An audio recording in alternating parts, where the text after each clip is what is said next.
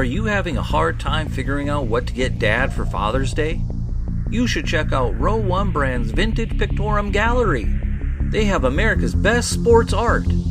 With over 7,200 historic sports prints, you're assured to find something unique for Dad this Father's Day. Instead of a boring old tie, get him a historic baseball photo taken by Henry High Sandom at the historic Polo Grounds Stadium in New York City during the 1894 Temple Cup.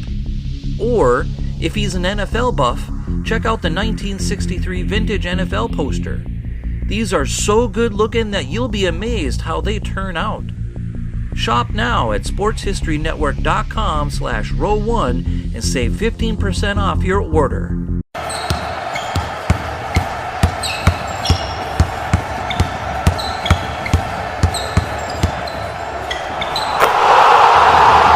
This is Basketball History 101 with Rick Loayza. Welcome back to Basketball History 101, part of the Sports History Network. I am your host, Rick Loayza, and this is the podcast where we bring to life some of the forgotten stories from basketball history.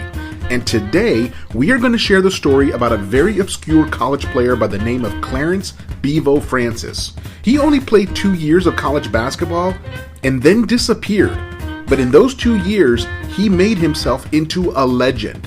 But not without overcoming many roadblocks on his way to the record book.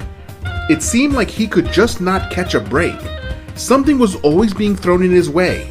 He played for Little Rio Grande College, and this school played in the lower levels of college basketball. But even with that said, Bevo averaged 50 points per game as a freshman. These are Chamberlain-type numbers. But I am getting a little ahead of myself. Let me take you back to the beginning of his story. He was born on September 4th, 1932 in Hammondsville, Ohio, to Clarence and Anna Francis as child number 7 in his family. His father was a clay miner, while his mother oversaw the family farm. His nickname of Bevo is an unusual one. He inherited it from his father.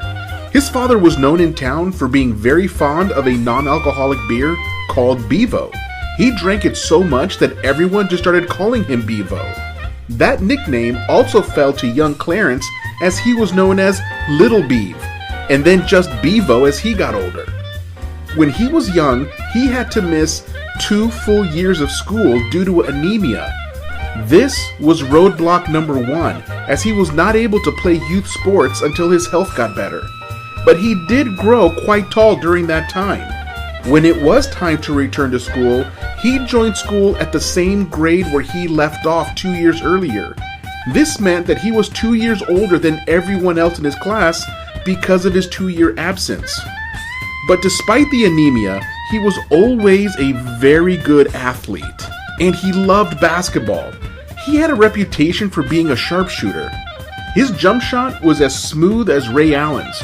He was known to practice his jump shot for as long as 8 hours a day. He developed quite a reputation in his area. Every high school in his part of Ohio wanted him to join their basketball team. His family then moved to Wellsville, Ohio, right before he started high school as a 17-year-old freshman. There he would attend Wellsville High School, and this is where he ran into roadblock number 2. He was ruled ineligible to play for Wellsville by the local school board because it was rumored that his parents had been given their house for free in order for Bevo to attend Wellsville. But here's the thing, there was no concrete evidence, just a rumor. However, if the story was true, his family was indeed given an improper benefit, but they could not prove it. Still, he had to miss the entire year of basketball. For his second year of high school, he was now 18 years old and was declared ineligible again because basically the school board still had not made up its mind about whether or not Bevo's family had received their house for free. This was roadblock number 3. So he had 2 years of high school completed, but he still had not played a single minute of basketball in a game, although he was allowed to practice with the team in order to keep his skills sharp. And near the end of his sophomore year, he married his girlfriend Jean Crislip, and they had their first baby during their junior year of high school. And they gave their baby the nickname of Frank, which was short for their last name of Francis. Of course, if this were happening today, the parents would sue the school board to either prove the infraction or let their kid play basketball. But this was 1950, and that is not how things were done back then. So now it is his junior year. Bevo is a newlywed and a new father, and he has finally declared eligible to play on the basketball team. His coach gave him the number 32 for his jersey because that is how many points he wanted Bevo to score each game. He nearly did it, averaging just under 31 points per game that year. But unbeknownst to anybody, that would be his final year of high school basketball. Talk about a one and done. See, even though he had one more year of high school basketball to go, he had turned 20 years old by the beginning of his senior year. In the state of Ohio, as in many states, your high school eligibility for sports expires on the day you turn 20 or complete 4 years of schooling, whichever comes first. And in his case, turning 20 came before he completed 4 years of schooling. So that was roadblock number 4, having his senior year of high school basketball taken away because of his age. As I said before, this guy can't catch a break.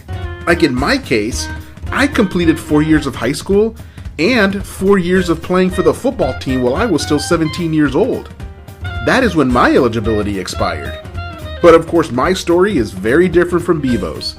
But some good news did come along. His high school coach, Newt Oliver, was hired to be the new head coach at Rio Grande College, and he convinced Bevo to follow him there. Even though he had not yet completed high school, the college enrolled him because of his basketball skill. So finally, something went his way. While Bevo was taking college courses, Coach Oliver also had Bevo enroll at the local high school to complete his final 1.5 credits in order to get his high school diploma. So he enrolled at Rio Grande College in Rio Grande, Ohio. The school had only 92 students, with only 38 of them being men. That is a very small pool from which to form a basketball team. The previous year, they had won only 4 games. This school was far better known for training Baptist ministers than for developing basketball players.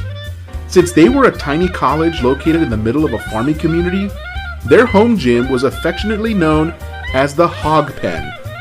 And with a name like Rio Grande, I assumed that the school was in Texas or New Mexico, somewhere near the Mexican border. And I have to be honest, the pronunciation of Rio Grande just hurts my heart as a Spanish speaker. Instinctively, I want to say Rio Grande, or at the very least Rio Grande. But it's their school, and they can call themselves whatever they want. Anyway, Bevo was lighting up the scoreboard with his shooting. His coach designed the offense that Bevo would score in huge bunches. He said, quote, "I knew that people wouldn't pay to see 5 players score 15 points each, but I knew that they would flock in to see one player score 50, unquote. Thankfully, the rest of the players bought into this system and were totally on board. They knew what they had in Bevo, and they wanted to win some games, and they were completely comfortable with turning Rio Grande basketball into the Bevo show. But just to be clear, while the offense was completely designed around Bevo, it was not like the rest of the players were a bunch of slouches. They could score as well. While many college players during that time shot the two-handed set shot, the Rio Grande players were shooting one-handed jump shots and runners in the paint. They were a genuinely potent offense. At 6'9", Bevo was a force to deal with for any opponent. He was often the tallest player on the court at the level of college that he played. He scored in the 60s half a dozen times, and into the 70s on 2 occasions. But many people disregard these scores because most of them came against business schools or 2-year colleges, which is an even lower level of basketball than when Rio Grande played. They were playing teams well below their own division. It would be like a team of 18-year-olds playing a game against a bunch of 14-year-olds. So many of these games were not considered official. But on January 9th, 1953, they matched up with Ashland Junior College, a 2-year school from Kentucky, which played at the very lowest level of college basketball. And Bevo just torched them. As he got into the 70s and into the 80s, his teammates began to feed him on nearly every possession. At the time, the record for the most points scored in a single game by a college player was 86. So he was only 3 baskets away with nearly 5 minutes left on the clock. So he gets to 86, but there is still more time on the clock. With just a couple of minutes left, he hit the magic number of 100 points. At this point in the game, his teammates were wondering how far they could push this thing. With those last couple of minutes, they continued to feed him the ball. When the final horn sounded, Bevo had 116 points, smashing the old record. More importantly, at least as far as I'm concerned, they won the game, 150 to 85. This was national news overnight. His name was in every major newspaper across the country. Nobody had ever seen numbers like this before. It was an absolute revelation. This was a new NCAA record for most points scored in a single game. The team did not lose a single game that year. It was an incredible feat no matter what level of basketball was being played. They finished the season with 39 wins and 0 losses. And even though they played in no postseason tournaments, Coach Oliver ordered a banner to be made up declaring themselves the 1953 national champions. No other school from any level went 39-0 that year. And that banner still hangs in the gym today. Scoring over 100 is a really hard thing to do no matter what level of basketball is being played, which is why it almost never happens. At the NBA level, we all know that it has only happened once in nearly 65,000 games played in NBA history. But in the euphoria of such an accomplishment came roadblock number 5. The NCAA declared Bevo's record scoring game as invalid. They completely wiped it from their record books. In addition to that, the NCAA also wiped out about half of Rio Grande's victories that year. Because Rio Grande played so many weak opponents, technical colleges and seminaries, the NCAA said that the only games that would count would be games against other 4-year institutions. Rio Grande was a 4-year school, and their schedule was almost exclusively 2-year schools. And this is a good place to take a break. I'll be right back with the story of Bevo's second year at Rio Grande College.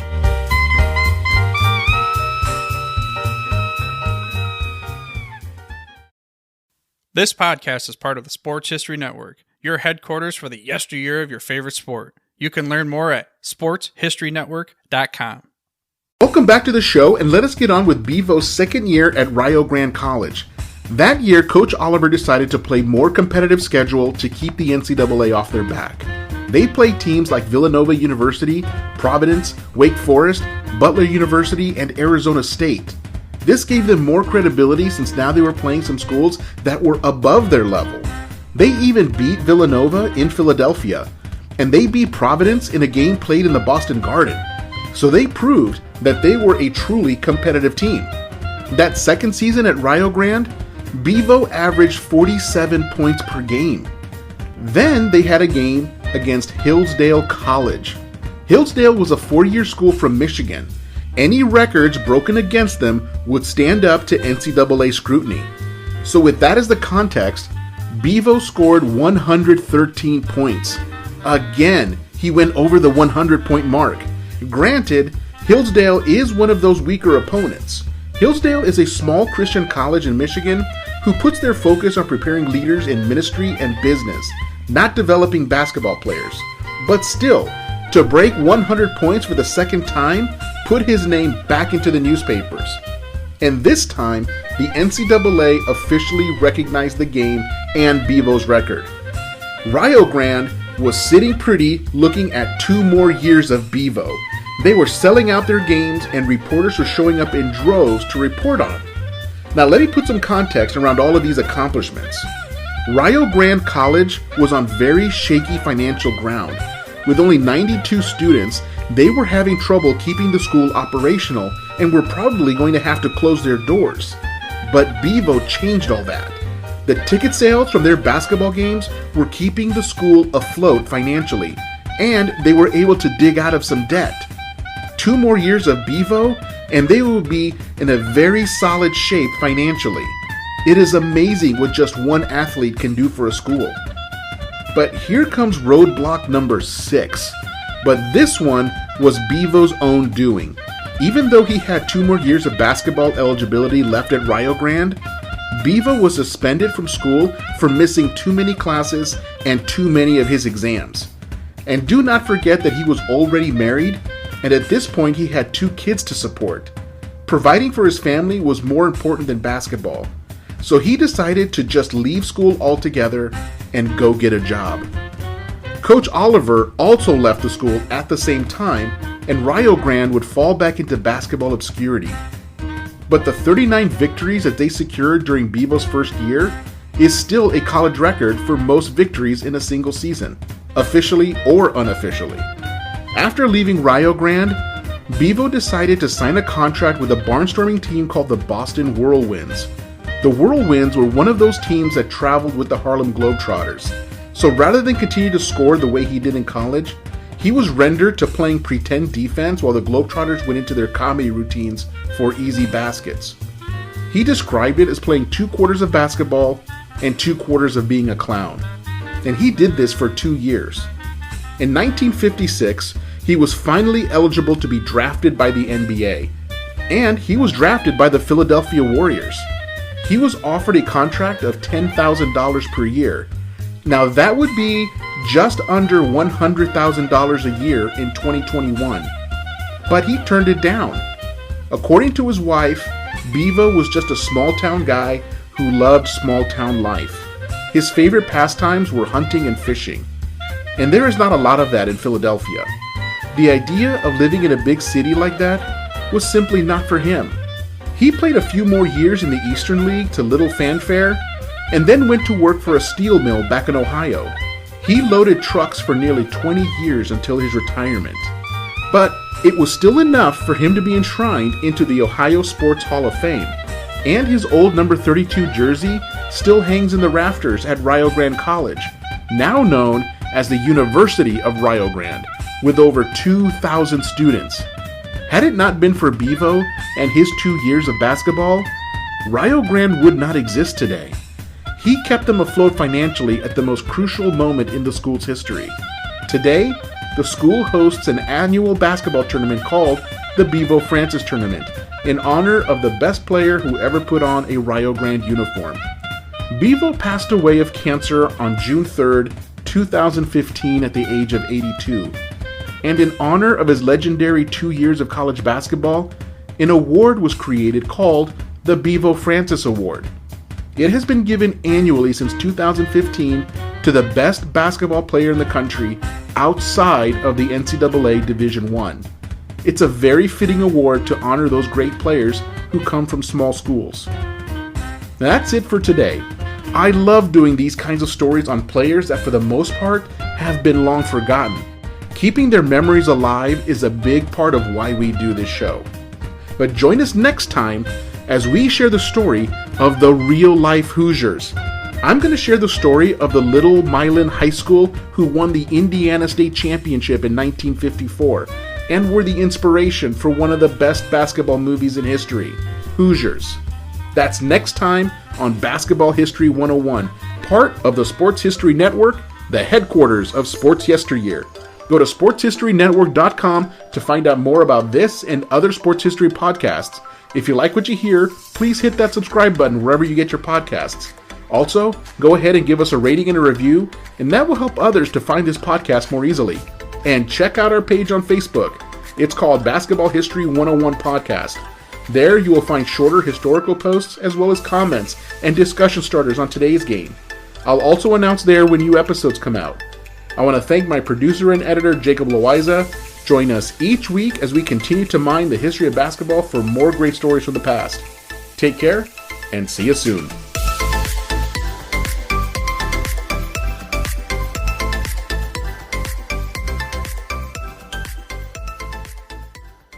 We here at the Sports History Network proudly partner with 26 podcasts, all revolving around the history of sports.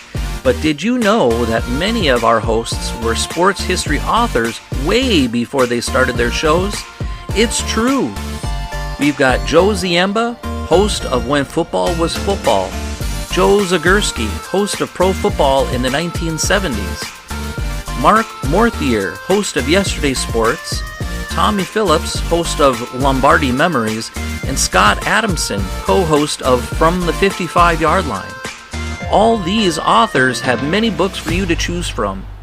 To check them out, go to our website at sportshistorynetwork.com/sportshistorybooks. Pick up your copy today.